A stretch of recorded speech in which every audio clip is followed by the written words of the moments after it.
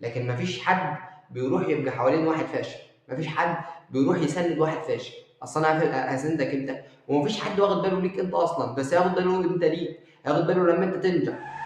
صعب. الشعور بالوحدة ممكن ناس كتيرة تكون بتحسه، وأغلب الناس فعلا بتحس إن الوقت إن أنت عايش لوحدك، أو إن أنت بقيت لوحدك أو منعزل تماما عن كل اللي حواليك. والشعور ده مش شعور غريب ولا حاجة، لأن أنا زي ما قلت لك قبل كده، كل واحد في حياته، كل واحد بيشوف دنيته ماشية إزاي، وبيرتب دنيته علشان يتحسن في حياته. فكونك إن أنت تحس إن أنت لوحدك، فدي حاجة مش غريبة يعني. ولكن الغريب إن أنت إحساس الوحدة ده، إن أنت تقعد تفكر فيه كتير، تقعد تقول طب أنا وحيد، طيب طول ما أنا وحيد كده إيه اللي هيحصل لي يعني؟ فهتأذي نفسك نفسيا. فبلاش تفكر في الموضوع كده، خلينا ناخد منه الجانب الإيجابي. الموضوع أنا عايش لوحدي، أو أنا حاسس بالوحدة، أو أنا فعلا بعيش لوحدي، أو بقوم بدور حياتي مستقلا عن باقي الناس، أو وحدي في حياتي، منغلق على نفسي ومفيش حد جنبي حرفيا. خلينا ناخده من الجانب الايجابي بقى، يعني احنا سيبك بقى من الجانب السلبي، خلينا ناخده من الجانب الايجابي. ايه هو الجانب الايجابي؟ ان انا لوحدي ممكن اغير من نفسي في حاجات كتير، ممكن اغير في نفسي ان انا اطور. وعلى فكره، طول ما انت لوحدك وبتستغل الوقت اللي انت فاضي فيه ده، ان انت تقدر تحسن نفسك في دي. علشان كده بقول لك ايه مثلا، ان انت كل ما دايره المعارف بتاعتك تقل، فانت متطلبات ان انت تبقى معاهم، او متطلبات ان انت تساعدهم، او هم يبقى محتاجين لك، مفيش اصلا، هم مفيش اصحاب خلاص اصلا عشان تساعدهم. فانت فاهمني؟ الوقت اللي انت بتكرسه مثلا لصاحبك لخروجه، او بتكرسه لصاحبك مثلا ان هو يقعد معاك، فانت بتكرسه لحاجه تاني، حاجه نافعه تفيدك. فانا شايف ان شعور الوحده اللي انت ممكن تكون تحس بيه الوقت بالذات في سنك ده، مثلا اللي هو مثلا من سن 15 سنه لحد سن 30 سنه، ده مش شعور وحش على فكره. ان انت تحس بنفسك ان انت وحيد فعلا، فانت تروح مثلا تمسك حاجه تكون انت حاببها، مفيده ليك، تعملها، تزود نفسك بيها، تزود ثقه، تزود يعني ثقافتك بيها، تزود مثلا معرفتك الحاجه دي. فانا شايف منها ان هي جانب ايجابي، مش جانب وحش ان انت تشوف لك ان انت الوحده دي مش حاجه وحشه. ولكن هي مش هتستمر كده، مش هتستمر بنفس الطريقه اللي انا بقول لك عليها، ان انت تفضل طول عمرك وحيد. ما بص، اصلا ما فيش حد، ما فيش اي حاجه، ما فيش حاجه ثابته. فكون ان انت تقول لي ان انت هتفضل ثابت ان انت مع مثلا حاسس بالوحده دي، لا، الاحساس ده هيروح امتى بقى؟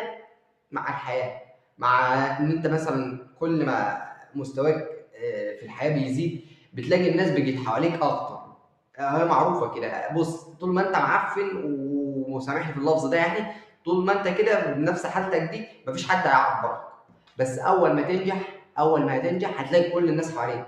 ليه؟ اصلا الناس مش بتحب الفاشل، الناس بتحب اللي طالع، اللي بيجي موجود على الساحه، اللي عامل سوبر ستار كده، وظاهر قدام الناس ان هو احسن حاجه، فالناس تحب تبقى حواليه.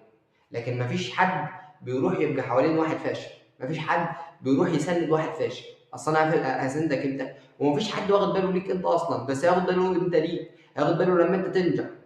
طب وانت ساكن مكانك وتقول لي شعور وحده، وانا مش قادر، واي حاجه. بس لا يا صديقي العزيز، الشعور بالوحده ده انا بقول لك اهو، ان انت تبقى لوحدك دي حاجه كويسه، انا شايفها منظور ايجابي. ان انت تشوفها بمنظور ايجابي، ان انا اقدر احسن الوقت اللي انا فاضي فيه ده. اصلا انت كل مثلا، انا كعلي اهو بحاول اقلل دايره معرفتي، يعني معارفي بالكتير قوي يعني، بحاول اقللهم. ليه؟ لان الوقت ده انا فعلا انا عايز اطور من نفسي، انا فعلا عايز اعمل حاجات احسن من حياتي اللي انا فيها دي، مش راضي عنها. في ناس احسن مني، انا عايز اوصل، عايز ابقى احسن. فانا بقلل دايره معرفتي بسبب حاجه واحده بس، انا بقلل دايره معرفتي ان انا عايز اطور من وقتي.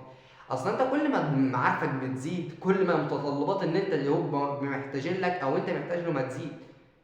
اصلا انت مع احترامي لكل العلاقات اللي انت بينك وبين اصحابك، كلها علاقات يعني بتبقى مصالح. وانت لو قدمت مصالح، هو اضطر ان هو يقدم لك. ولو انت قدمت وهو ما قدم، يعني لو انت قدمت له انت قدمت له وهو ما قدملكش مش هينفع، لازم تبقى علاقه تبادل. فما تجيش تقول لي ان الوحده وحشه، لا والله انا شايف ان انت في الزمن ده بالذات يعني ان انت تبقى لوحدك وتشتغل وتضغط على نفسك، والوقت الفاضي ده مثلا تمرن نفسك في حاجات انت عايز تشتغل عليها، فدي حاجه كويسه. انا شايف ان الوحده طول ما انت بتجلد دايره معارفك والوقت اللي انت بتستغله في اي تفاهات، لا طبعا ده انا اقدر احسن فيه من نفسي. كمان برضو ان انت بتقول لي حاسس بالوحده، حاسس بالوحده يا حبيبي وانت طول اليوم برضو بتلعب في السوشيال ميديا او الجرب بتاع السوشيال ميديا. ما ده برضو كده انت حاسس بالوحده فعلا، وده كمان هيجيب لك اكتئاب، وهتبقى فيه مصيبه سوداء بسبب الحاجات اللي انت بتشوفها على السوشيال ميديا، او ان انت اصلا بتتابع السوشيال ميديا. ولكن هي ان انت تبقى لوحدك حاجه حلوه، بس امتى تبقى حاجه حلوه؟ لما انت تستغلها صح، لما انت تبقى عارف ان انا لو عملت الحاجات الوقت اللي انا ببقى فاضي فيه ده وعملت فيه حاجه مفيده مره مع مره بتتراكم، تراكم المعرفه ده بيبقى بيفرق عن اي حد تاني. يعني واحد بيفرق عن واحد بسبب تراكم المعرفه دي. فانت تخليك بص ليها بمنظور كويس. اه هي ساعات تكون وحشه الوحده، ساعات بتكون وحشه، بتكون وحشه جدا. بس ليه؟ لان انت فعلا الوحده حاجه وحشه، بس الوقت اللي احنا فيه ده، الوقت اللي انت فيه ده وقت شغل على نفسك، مش وقت مجاملات لاصحابك، مش وقت واحد صاحبك يقول لك الو تعالى اطلع معانا نطلع بره نخرج خروجه، مش وقت واحد صاحبك يقول لك اصلا انا واجع في دقيقه تعالى اتخانق معايا، مش وقت حاجات كتيره جدا بتخش فيها مالكش علاقه بيها. فانا يعني بحكايه ان انا بقول لك جل دايره المعرفه بتاعتك دي حاجه واحده، هدف واحد بس، هو ان انت يا صديقي العزيز توفر وقت ليك تحقق بيه الحاجه اللي انت عايز تبقاها. لكن يا صديقي العزيز انت واحد صاحبك والله هنخرج يا محمد يا سين يا صاد هنخرج النهارده انا عايزك معايا، تيجي تخرج معاه تقعد تضيع 6 7 ساعات، ترجع تاني يوم برضو مش عارف مين والله يا عم فلان انا عايز اروح معاك في الحته كده، فتلاقي يوم ورا يوم الدنيا بدأت ما فيش وقت فاضي ليك يا باشا. بقى غيرك ولو عندك مثلا مسؤوليات فالله يعوض عليك يا حبيبي. فانا كل اللي عايز اقوله لك ان انت كل ما دايره معرفتك تقل، كل ما متطلبات ان انت تبقى جنب الناس دي هتقل. وانا بص مش بقول لك ان انت تقطع كل المعارف، مش بقول لك تقطع الكل، ولا بقول لك تنهي كل حاجه بينك وبين اصحابك، ولكن بقول لك قلل. انا كتر اصحاب مش كويس، كتر اصحاب بالنسبه لي مش كويس. يكفي 3 2، يكفي 4، لكن ليه يبقى عندي شله صحاب مثلا 15 واحد يا جدع؟ ليه بجد؟ يعني انت 15 واحد، انت ال 15 واحد ده ايه يعني؟ انا عايز افهم برضه انت هتعمل كام واحد؟ وبقول لك على حاجه، مش حاجه وحشه ماشي ان انت تبقى عندك اصحاب، بس في الوقت اللي انت فيه ده لا حاجه وحشه ان انت فيه وقت بيتهدر علشان مجامله للناس. الوقت اللي بيتهدر ده عشان تجامل بيه الناس حقق بيه حاجه لنفسك. يعني انت هتفضل لامتى كده؟ هتفضل انت يعني انت عاجبك نفسك كده عايز تعدي اثر كده، مش عايز تسيب اي اثر ليك؟ يعني عايز تتولد تموت ما تسيبش اثر في النص؟ لا، ربنا خلقنا عشان نسيب اثر ويكون اثر طيب. يعني انت اتخلقت في الحياه كلها بس علشان اتخلقت عشت شويه زيك زي الانعام وتروح تموت؟ فدي حاجه مش طبيعيه. ولكن ان من الطبيعي من العقل البشري ان انت انسان مدرك اللي بيحصل حواليك. لا يا عم، انا اتخلقت علشان اقدر احسن نفسي، علشان اقدر اسعد نفسي، علشان اشيل مسؤوليات عن اهلي، علشان حاجات كتير جدا، علشان اقدر اتمتع بالحياه اللي ربنا قال لي اتمتع بيها عادي.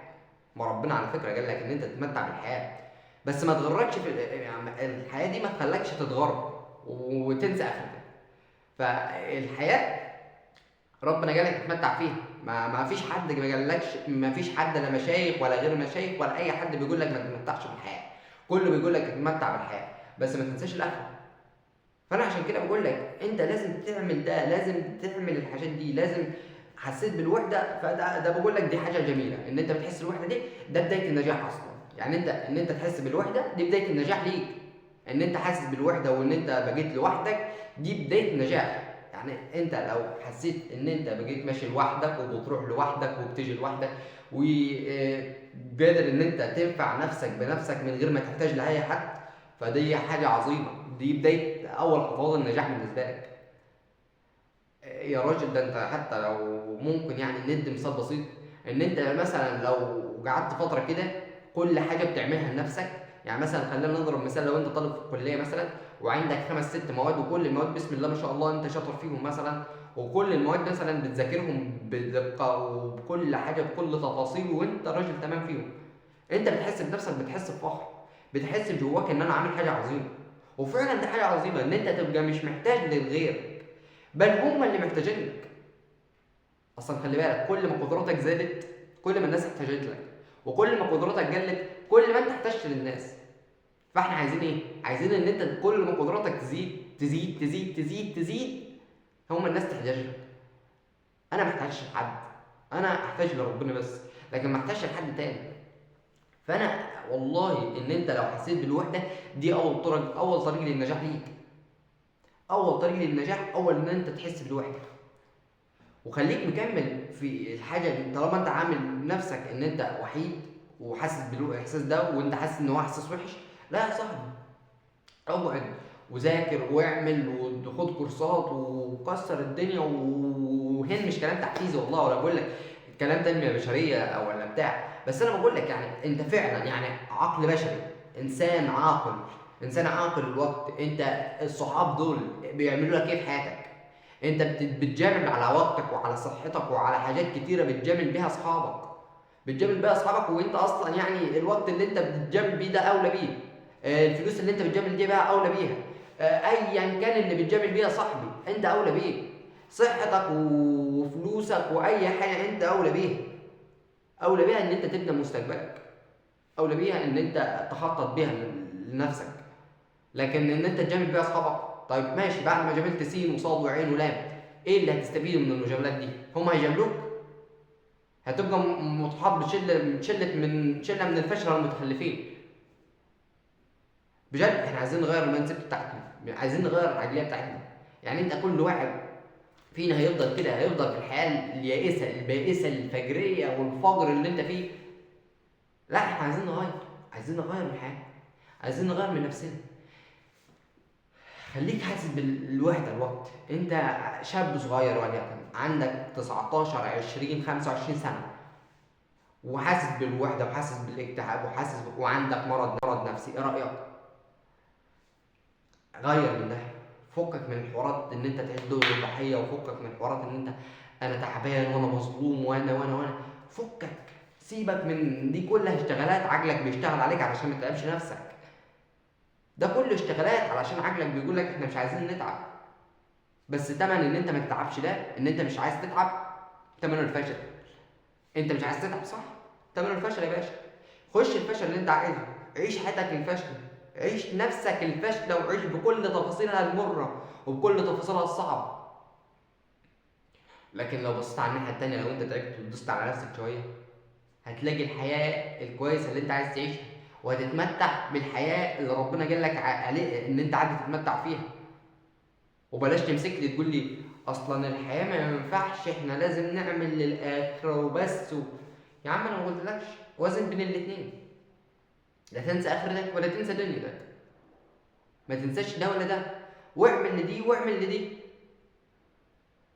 لكن احنا مش ما اتخلقناش عبث، ما اتخلقناش كده علشان نيجي ونروح، ما اتخلقناش علشان ان احنا مثلا اتولدنا وبعد كده نموت من غير ما نسيب اي اثر، من غير ما نسيب اي اثر على البشريه دي. ده ما حدش قال عليه، ما فيش حد اتفق على الكلام ده. فصاحبي لا، ما فيش حد متفق على كده، ما فيش حد متفق على الوضع اللي انت ماشي بيه ده، ما فيش حد هيتفق ولا هيرضى بالوضع اللي انت ماشي بيه ده. ولو انت استمريت في الوضع اللي انت ماشي بيه ده والله ما هنوصل لحاجه، وربنا تاني ما فيش هتبوظ علينا، هتبوظ علينا بجد. يعني انا من ضمن الناس اللي انا بتكلم بنصحك، وقبل ما انصحك بنصح نفسي. احنا لو فضلنا بالوضعيه دي بنفس الحاله دي بنفس الروتين ده بنفس كل الافعال اللي بنعملها كل مره هنفشل، هنضيع، هنموت بجد. بكل الافعال القذرة اللي بنعملها مرة ونقول مش هنعملها تاني، ونرجع نعملها تاني. وده ان دل على شيء ده غباء، غباء بجد. غباء ان انت تعمل حاجة بنفس الروتين وبنفس الطريقة وبنفس السيستم، وترجع تعملها تاني بنفس الطريقة وبنفس الروتين ونفس السيستم ومستني نتيجة مختلفة. ده غباء، ده غباء ان انت تعمل حاجة وتكررها مرة تانية ومستني نتيجة مختلفة. لا طبعا يا باشا، مش انت عملت نفس التجربة نفس الطريقة هتطلع لك نفس النتيجة. ما تستناش اكتر من كده. طالما انت عملت بنفس الطريقة مش هتستنى، طالما انت ما غيرتش من نفسك ما خلاص هتفضل نفس النتيجة، نفس الحال اللي انت فيه. طول ما انت مش بتغير من نفسك مفيش نتيجة هتظهر عليك. مثلا انت ما تجيش تقول لي ان انت عقليتك عايز تغير عقليتك وانت طول اليوم قاعد تسمع لي واحد على التيك توك مثلا بيغسل سجادة، او واحد بيعمل تحديات اللي هو يسيب الكرة دي تقع على الكرسي ومش عارف ايه وكلام فاضي، وتيجي تقول لي انا عايز احسن عقليتي. طب وانت هتحسن عقليتك من الحاجات اللي انت بتسمعها دي؟ بس انا هو ده السؤال بس. انت تحسن عقليتك بالواحد بيعمل منسوجات او مفروشات؟ هي ده تحسين عقليتك يا راجل؟ بجد الوضع اللي احنا فيه ما ينفعش خالص، ما ينفعش، ما ينفعش لا ليا ولا ليك ولا اي حد. ولو استمرينا عليه عايزين نغير من نفسنا باي طريقه، عايزين نغير من نفسنا باي طريقه، اي طريقه نطلع من نفسنا من الجرف اللي احنا فيه ده. بس كده، ألقاكم على خير، السلام عليكم ورحمة الله وبركاته.